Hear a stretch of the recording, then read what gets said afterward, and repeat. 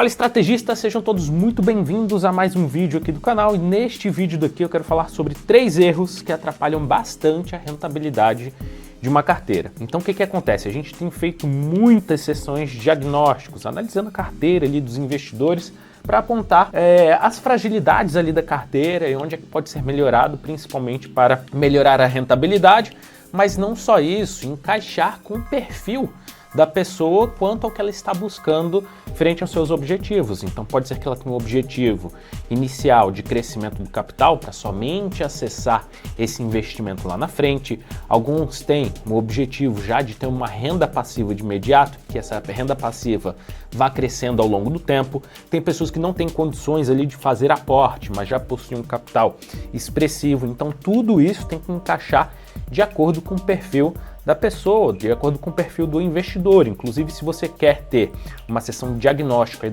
da sua carteira, se você tem mais de R$500 mil ou pode fazer uma alocação de mais de R$10 mil, vou deixar o link aqui embaixo, é só você clicar e aplicar ali para receber o diagnóstico aí da sua carteira. Mas vamos lá, vamos falar nesse vídeo aí sobre os 3 principais pontos para você ficar de olho e entender como que você pode melhorar esses aspectos da sua carteira. Então, vamos nessa. Antes de mais nada, já deixa o seu joinha aí no vídeo, que ajuda bastante para que ele chegue para mais pessoas. E se você não estiver inscrito no canal, já se inscreve e vamos nessa.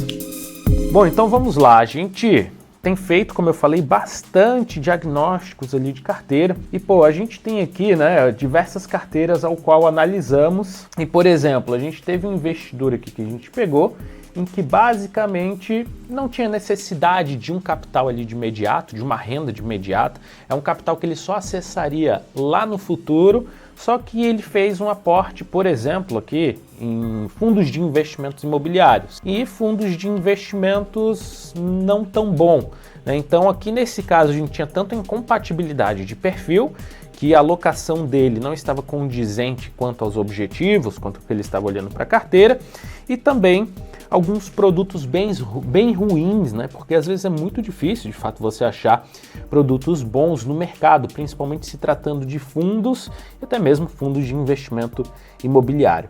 Então, aqui vão os 3 maiores erros, que eu poderia dizer assim, uma carteira de investimentos que a gente acaba passando por aqui.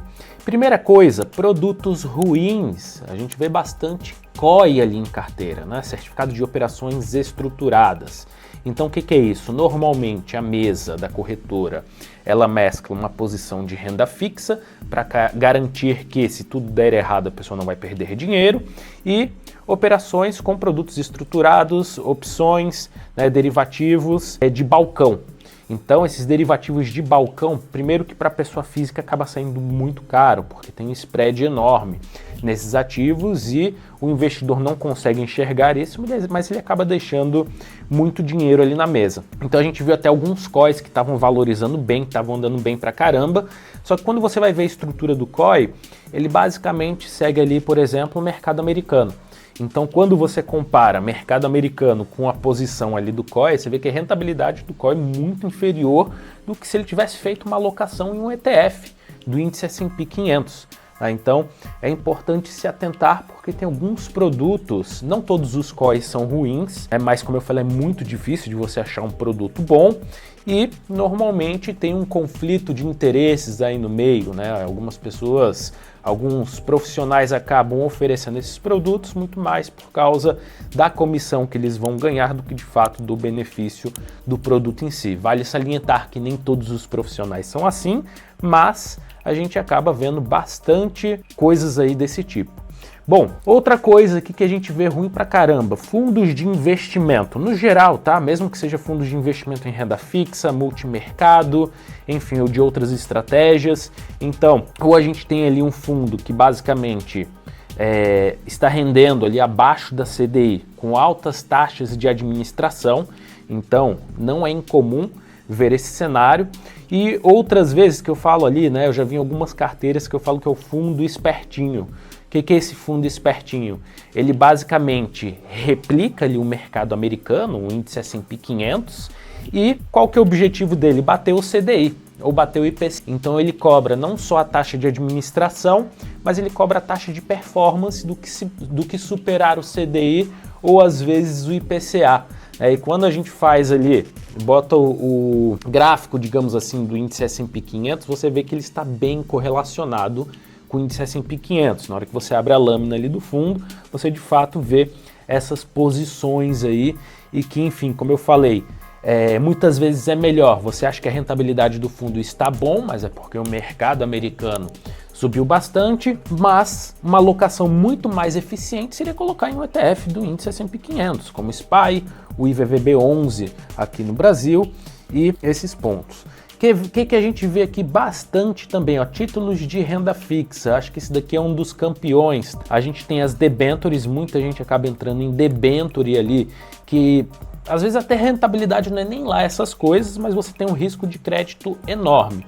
Eu vi aqui na carteira, nessas sessões estratégicas, pelo menos 2 clientes que tinham 2 debentures ali, a Rodovias do Tietê e da Light, que praticamente deram calote ou vão dar esse calote aí, então incorreram nesse risco de crédito. Às vezes é muito melhor você colocar aí um fundo de crédito privado. Por quê? Porque lá eles têm uma carteira de 200, 300 debentures bem diversificado e qualquer risco de crédito que venha acontecer não vai ter um impacto significativo na rentabilidade. E nesse caso aqui é interessante o fundo, porque nós, como pessoas físicas, acaba ficando muito difícil em termos de capital mínimo que é necessário para você entrar ali um monte de debentures e montar uma carteira diversificada de debentures. Mas não só as debentures, mas a gente vê título de renda fixa também como CDB. Então, prazo de carência ali altíssimo, a rentabilidade que não é lá. Essas coisas, você conseguiria uma rentabilidade similar num título de renda fixa ou num título do Tesouro, ou mesmo num fundo que tem uma liquidez, um prazo de cotização mais imediato, só que a pessoa acabou ficando amarrada nesse título por vários e vários anos e com risco de crédito também elevado. Então, esses são os pontos para se atentar. O outro ponto aqui são os fundos de investimentos imobiliários. São um produto, na verdade, que atrai muitos, principalmente por causa daquela renda mensal que vai caindo todos os meses na conta, mas muitas vezes a gente vê um cenário aqui, ó, parecido como esse que eu coloquei aqui na tela. A gente tem ali, numa das sessões, o cliente ele colocou 10 ativos, basicamente tudo ou quase tudo aqui de recebíveis imobiliários. Não vou dizer tudo aqui, mas 56% da carteira estavam em recebíveis imobiliários, que têm um risco de crédito maior. Então, quando a gente foi analisar aqui a carteira dele, ativo por ativo, o que a gente observava fundos de investimento imobiliários com yield alto, 15%, 16%, 14%, só que alta volatilidade, um decaimento do dividendo ano após ano, então ele vai perdendo não só pela inflação, mas por causa do decaimento ali desses proventos ao qual recebia e por consequência a desvalorização do fundo. Então, ou pelo menos o objetivo é esse, né? Quando você está buscando um fundo de investimento imobiliário, muitas vezes você está buscando um produto que te dê uma recorrência, te dê uma rentabilidade mais previsível. Então, alguns pontos que você tem que observar primeiro, a volatilidade do fundo. Tem que ter uma volatilidade baixa, porque você não vai querer ter uma rentabilidade de renda fixa com uma oscilação de renda variável. Vendo o seu capital oscilar ali pra caramba. O outro ponto é CAGR dos dividendos. O que é isso? A gente tem que ter um aumento dos dividendos ano após ano que pelo menos cubra a inflação.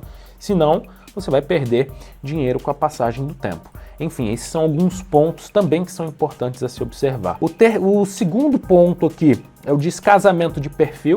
Então a gente tem até aqui um perfil onde, deixa eu ver aqui, ó, a gente tinha carteira de ações de um cliente também muito focado, na verdade, em crescimento, não acessaria esse capital por um bom tempo, visando justamente o crescimento ali da carteira, investindo em empresas que têm um crescimento mais acelerado, que ao invés de distribuir dividendos, fazem um processo de reinvestimento daquele dinheiro na companhia, principalmente porque são empresas que possuem um retorno sobre o capital investido muito acima do custo médio ponderado de capital. Isso permite esse espaço para que elas continuem aumentando o investimento e continuem crescendo. Só que, quando a gente vai alinhar essa condição aqui dos objetivos ao qual ele tem na carteira, não condiz com a sua posição, que em maior parte aqui em ativos de dividendos e até algumas empresas aqui de turnaround, né, que são aquelas empresas que estão em situações complicadas, tentando sair ali do buraco. Muitas vezes essas empresas não saem, isso daí acaba trazendo um risco ali enorme para a carteira, enquanto você tem muita coisa ali mais interessante. E o outro ponto aqui, o terceiro ponto que eu falo é a alocação ineficiente.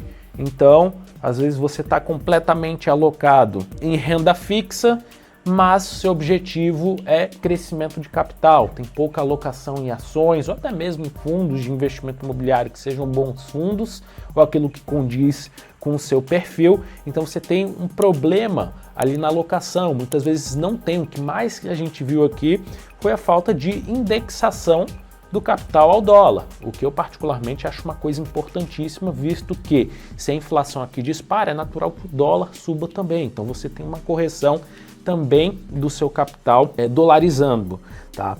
Bom, e aí a pergunta que surge bastante depois de passar por esses pontos é, tá, beleza, Léo, mas opções, né? Você fala bastante de opções, como é que você utiliza opções nessas carteiras? Eu sempre falo que opções é um mecanismo, é uma ferramenta para melhorar a sua rentabilidade, gerando renda e aumentando a proteção. Então, as opções elas têm que se encaixar na sua estratégia de investimento, e não o contrário. Quando montamos uma estratégia de investimento macro, a gente vai entender o que você está olhando para o curto prazo, para o médio prazo e para o longo prazo. Pô, se é crescimento de patrimônio, se é você ter uma renda passiva mais imediata, então as opções elas têm que se encaixar nesse processo, fazendo com que o custo de aquisição dos ativos diminua, a rentabilidade aumente, ou se você está posicionado em ativos pagadores de dividendos, esses dividendos aumentem de forma artificial também. Então é uma forma que a gente ajusta a utilização das opções dentro de uma carteira. É importante falar que não existe uma regra, tá, disso tudo aqui que eu estou falando, mas fazendo esses pequenos ajustes você consegue melhorar a sua rentabilidade. E mais uma vez, se você tem 500 mil reais ou mais, ou pode fazer uma alocação mensal de mais de 10 mil reais e quer que a gente faça uma análise gratuita aí da sua carteira, uma sessão de diagnóstico, tá um link aqui embaixo, é só você clicar e fazer a sua aplicação. No mais, se gostou do vídeo, deixa o seu joinha, coloca suas dúvidas aqui nos comentários, se inscreve no canal e nos vemos na próxima. Um grande abraço, tchau, tchau.